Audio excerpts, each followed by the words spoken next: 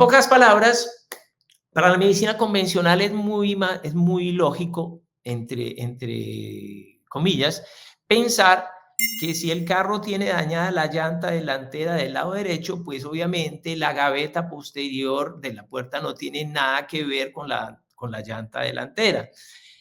Lo que obviamente no tiene nada que ver en la medicina, ¿no? En la medicina de sistemas, en la medicina de bioregulación, todo está conectado con todo, esa alteración que se pueda presentar en un sitio específico puede manifestarse en un sitio a distancia. Esa es la primera consideración. La segunda consideración importante es toda la investigación que se ha desarrollado sobre los sistemas de comunicación. Entonces, los primeros sistemas de comunicación que se comenzaron a hablar por allá desde los años 60 a través de las investigaciones de la matriz extracelular reconocían que existía una matriz que comunicaba todo y efectivamente esa matriz es una matriz importante que trasciende el colágeno, porque nosotros pensamos que entonces a una persona le vamos a dar colágeno y ya con el colágeno vamos a solucionar el problema. No, eso es un proceso de sustitución.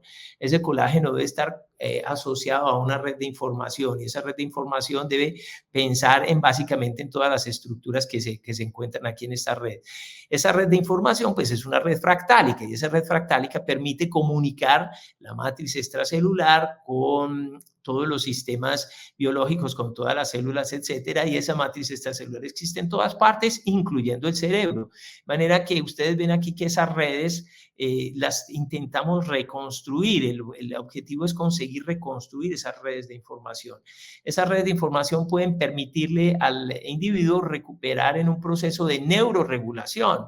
¿Verdad? Que cuando nosotros, imagínense, un día decidimos trabajar en un medicamento de bioregulación para crear un proceso de desintoxicación y ese proceso de desintoxicación mejora mucha parte de la sintomatología neurológica. Eso tiene una explicación fundamental y es que el proceso de desintoxicación también involucra la matriz que está básicamente representada a través de la glía y a través de algo que se llama el sistema linfático.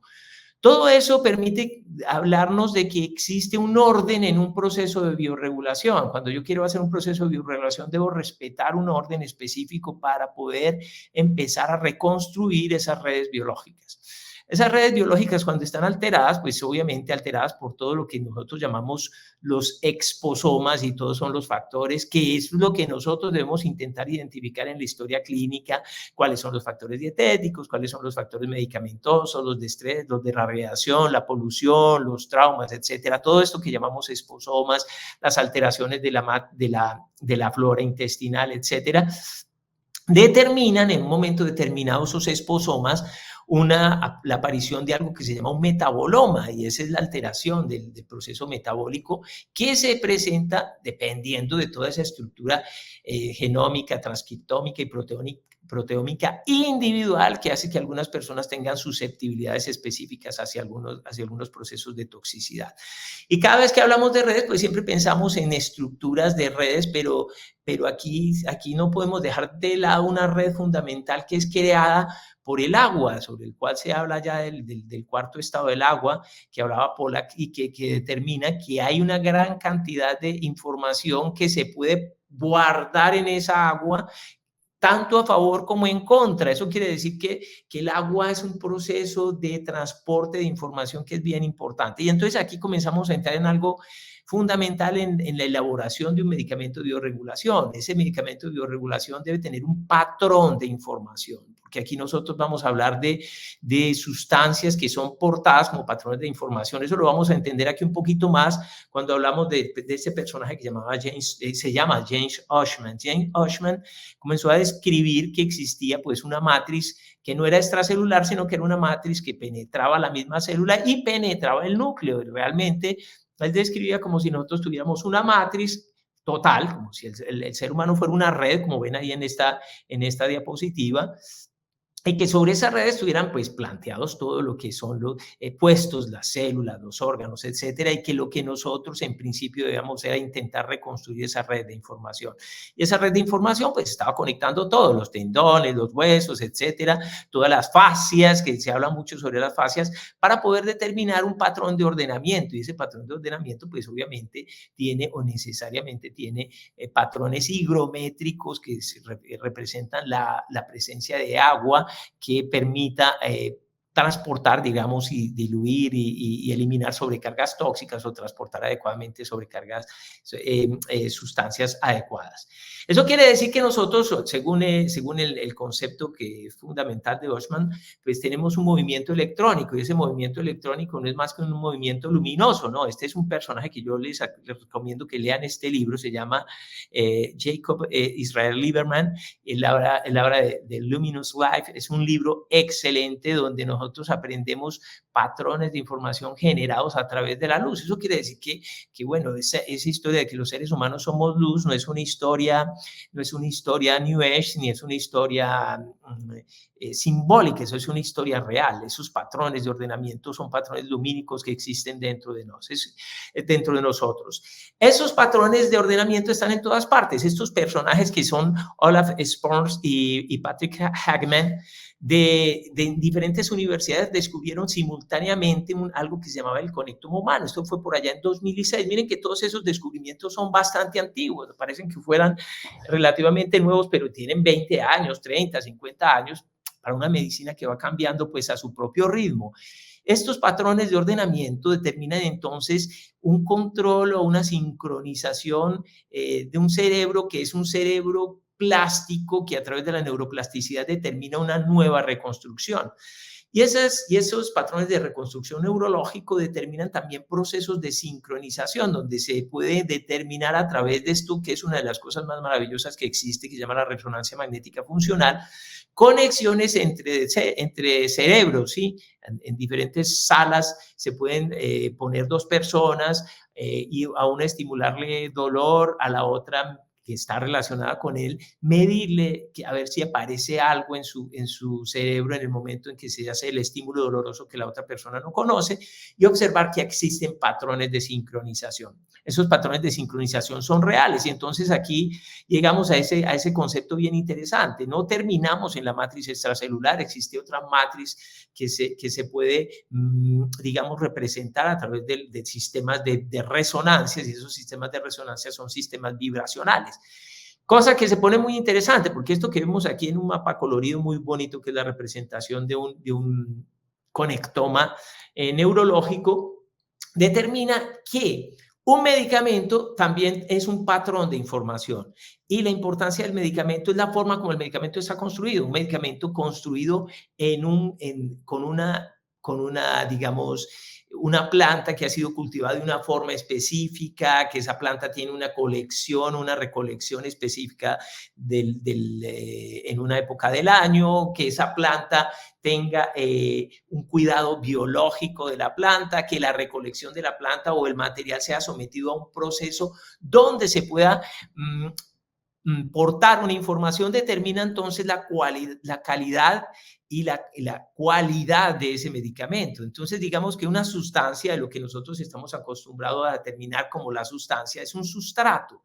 Ese sustrato siempre será una onda portadora. Esa onda portadora de información tiene una onda portada y esa onda portada está determinada por la calidad con que se prepara un medicamento, y en eso tenemos que ser muy acuciosos, tenemos que ser muy cuidadosos para determinar si un medicamento está hecho o no con la mejor cualidad biológica y qué otro tipo de información se puede aportar. Y ahí solamente nosotros nos vamos hacia la medicina ayurveda, hacia la espagiria, hacia algunas de las cosas medicamentos que se han fabricado a través de los siglos con unos patrones de información que son adecuados. Determina eso entonces que una sustancia, aquí no se ve desafortunadamente, pero está en una diapositiva que tenía movimiento, una sustancia tiene una espacialidad. Esa espacialidad también tiene un movimiento que puede ser levógiro, que puede ser destrógiro. Nosotros sabemos qué sustancias son levógiras, sabemos que los aminoácidos son levógiros, sabemos que los azúcares son destrógiros, etcétera, y que cada uno de ellos determina, según ese patrón de movimiento, un patrón de ordenamiento que genera algo que se llama una jerarquía organizacional, y esa jerarquía organizacional determina entonces un patrón de respuesta. De manera que vemos aquí, miren, esta investigación es muy interesante. Lo que ven aquí arriba, si no lo ven, pero se lo imaginan, es un patrón de ordenamiento de la parte inmunológica de un patrón inflamatorio. Debajo existe un mapa donde está la representación de cada una de los factores, citoquinas, etcétera, que están participando en ese proceso inflamatorio. Pero debajo se hace una representación o un mapa de un RNA no codificante que representa a su vez estos que están representados en la parte B. ¿Cuál es el resultado de eso? Pues determinar a través de sistemas de control, a través de mediciones específicas, un patrón de ordenamiento de un RNA no codificante y entonces crear un mapa de RNA codificante a través de múltiples mediciones con secuenciadores y decir, este grupo de RNA codificantes son los responsables de un patrón inflamatorio de una respuesta normal. A eso pues le debemos el estudio al doctor Bernd Seilheimer, quien estudió en Harvard y a través de un grupo interesante en los Estados Unidos, patrones de ordenamiento a través del RNA no codificante, que es lo que vemos aquí, ¿no? El RNA no codificante con medidas del DNA codificante. Bueno, eso que es así un ladrillo determina un patrón de ordenamiento de una inflamación. Vemos aquí un patrón de ordenamiento de una inflamación, se determinan unas fases, cada fase está determinada por un grupo de sustancias y ese grupo de sustancias, pues obviamente se pueden procurar o se puede replicar a ver qué tipo de sustancias pueden replicar a través de un RNA no codificante ese patrón de ordenamiento. Y esos patrones de ordenamiento también los encuentran en sustancias que pueden generar o que están en bajas dosis de antígenos, donde se puede inducir respuestas de patrones a nivel de la respuesta inmunológica. Entonces, aquí aparece un estudio muy interesante donde se hace una secuenciación transcriptómica en raticas a las cuales se les hace un punch para determinar cuál es el patrón de ordenamiento comparado con un medicamento que se está experimentando aquí. Este se llama TR14, ese es un medicamento de experimentación en este caso. A través de los miles de medidas se determina cuál es el patrón de ordenamiento de esa respuesta de ese RNA para determinar si existe o no existe una adecuada cicatrización. Y entonces, con todas las secuencias que son, miren aquí, 4 billones de lecturas de secuencias, se puede determinar y decir, bueno,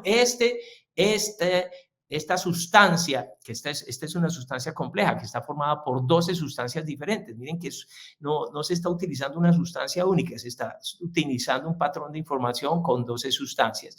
Estas sustancias, ¿qué tipo de respuesta pueden crear? Y entonces encuentran que esas sustancias pueden crear aumento de la contracción muscular en el proceso de la cicatrización, la respuesta de la cicatrización se aumenta y hay una respuesta de estímulos de ciertas citoquinas que favorecen el patrón de cicatrización.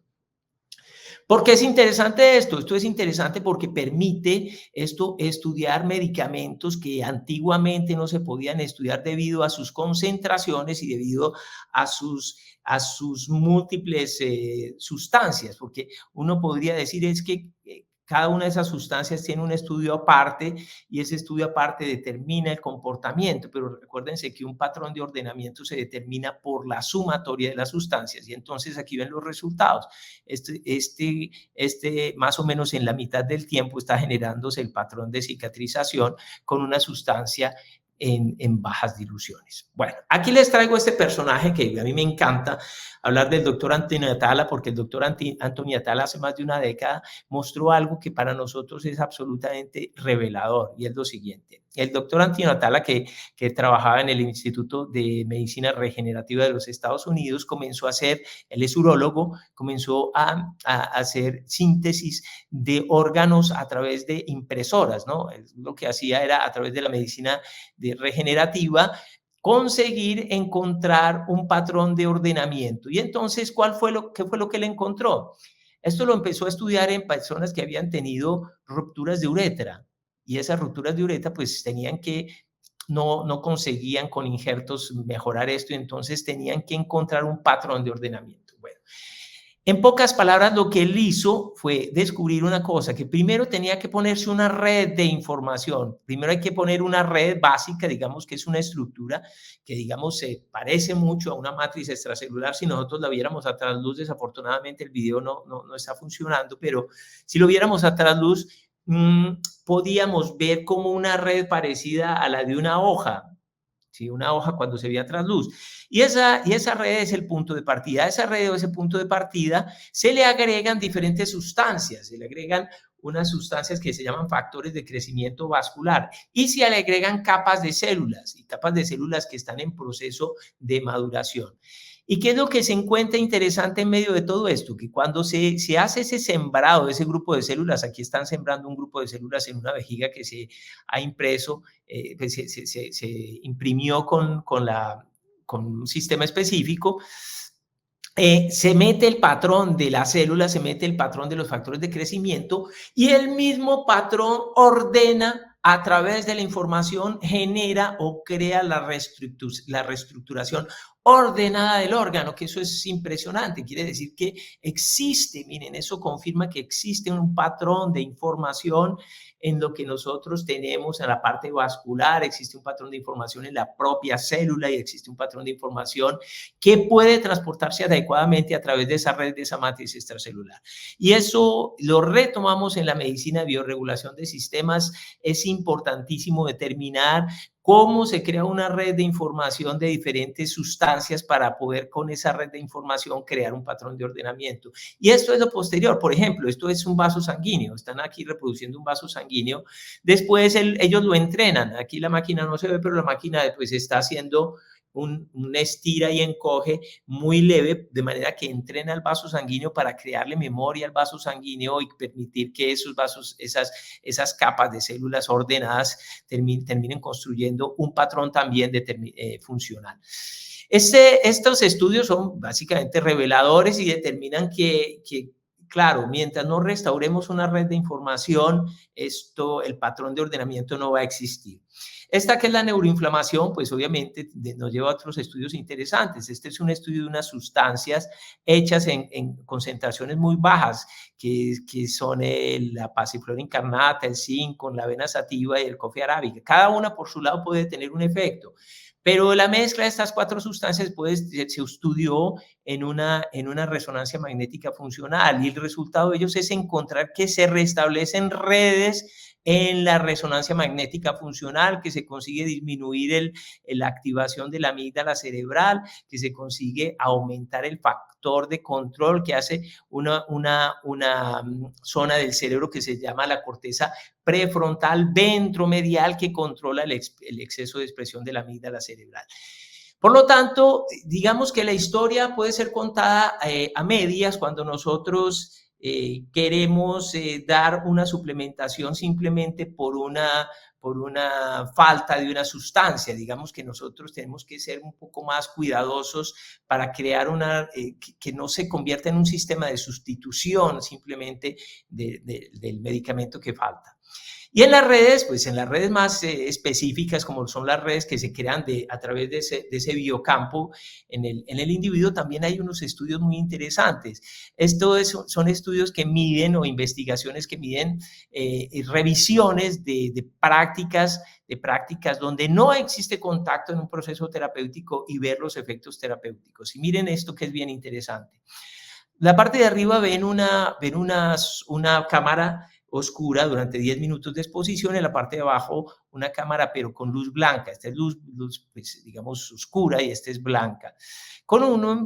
Digamos, una hipótesis de cómo se transporta la información.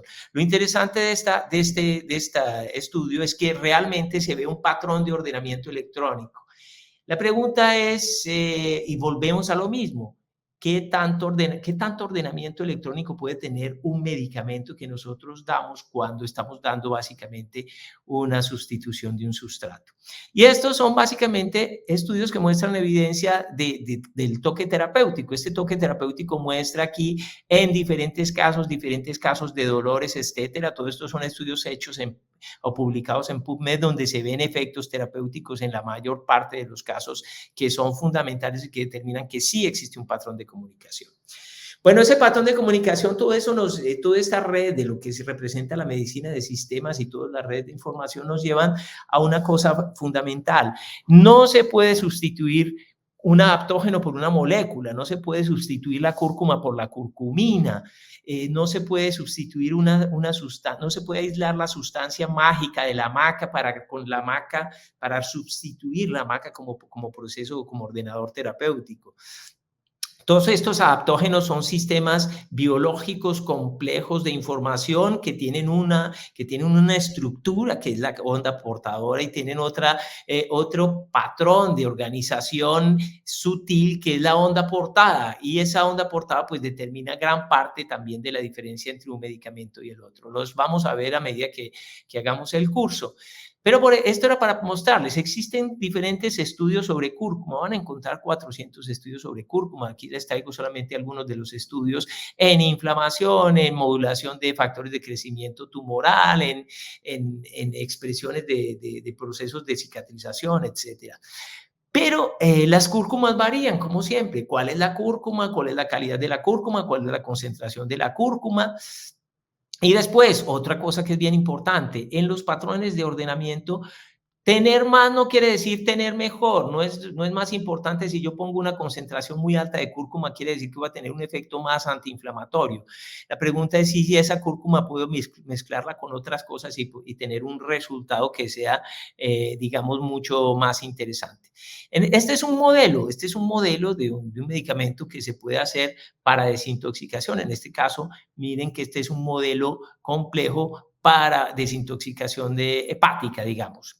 Y en este modelo, pues nosotros vemos varios objetivos terapéuticos del modelo donde se utilizan unos portadores de información muy importantes. Aquí el NAD-H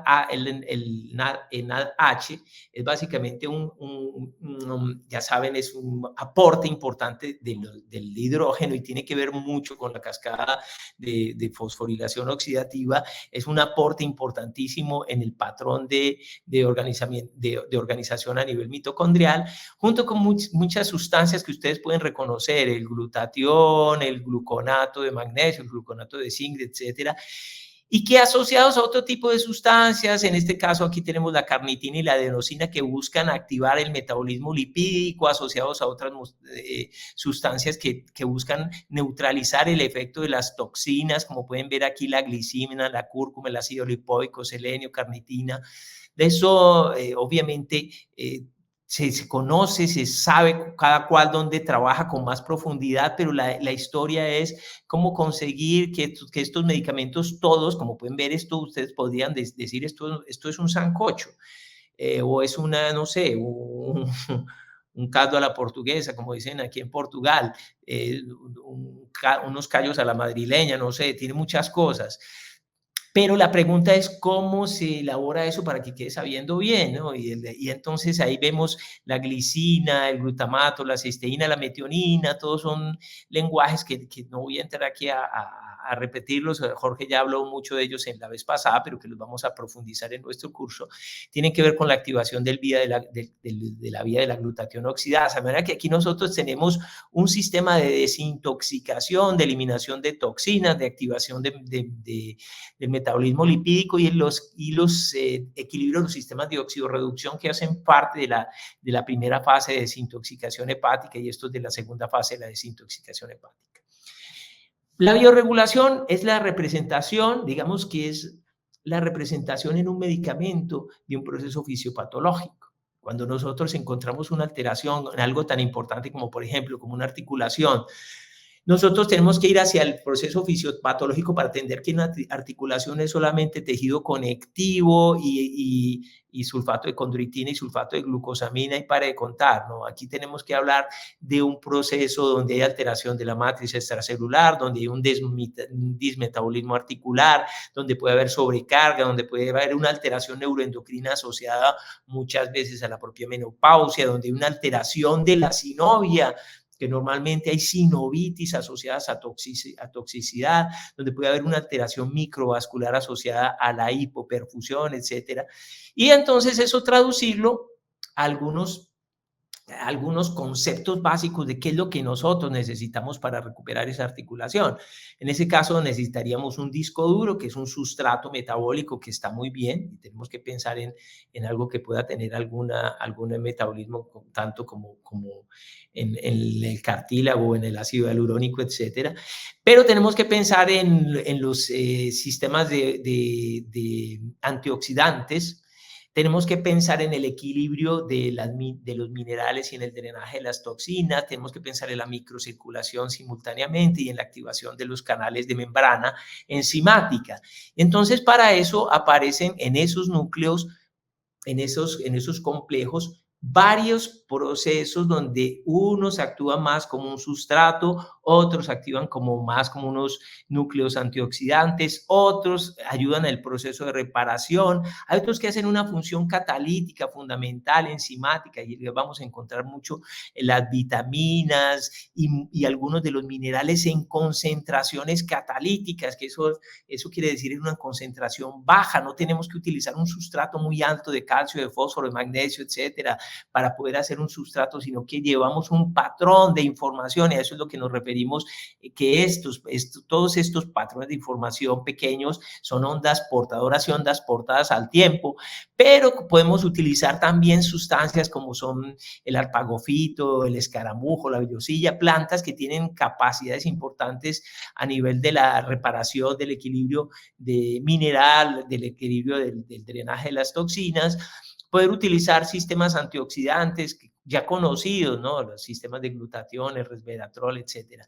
Y el disco duro, por supuesto, para no quedarnos pensando que el MSM es el que realmente sirve para la articulación como una unidad única, sino que lo pensamos más como una unidad sistémica, la colágena, tanto el ácido hialurónico, etcétera. Todos ellos en conjunto pueden ayudarnos a crear un modelo terapéutico. Esto es básicamente así como un abrebocas, es muy difícil hablar en tan poco tiempo, y disculpen que me robé un poco del tiempo, Alfredo, pero era básicamente mostrarles por qué la importancia de que el sistema de bioregulación se ha hecho bajo el concepto de la onda portada y de la onda portadora, bajo el concepto de un sustrato, de un adecuado equilibrio de las sustancias que se pueden utilizar para tener los resultados terapéuticos más importantes. Y para escoger, en un caso determinado, como es el caso de esta paciente, yo no me fui por un medicamento para la parte de tendinosa, me fui por un medicamento para la parte de desintoxicación. Y a pesar de que utilicé una sustancia reguladora, básicamente para el proceso inflamatorio, lo más importante fue el proceso de desintoxicación y el proceso de equilibrio de la parte emocional. Con eso, la paciente en un mes ya había recuperado enormemente el proceso inflamatorio. Obviamente tuvo que hacer cambios en la alimentación, tuvo que asumir nuevas conductas en el proceso terapéutico, pero de eso se trata. El proceso de bioregulación también implica que el paciente se comprometa en medio del proceso terapéutico y no dejarle solo la respuesta terapéutica al medicamento. Bueno.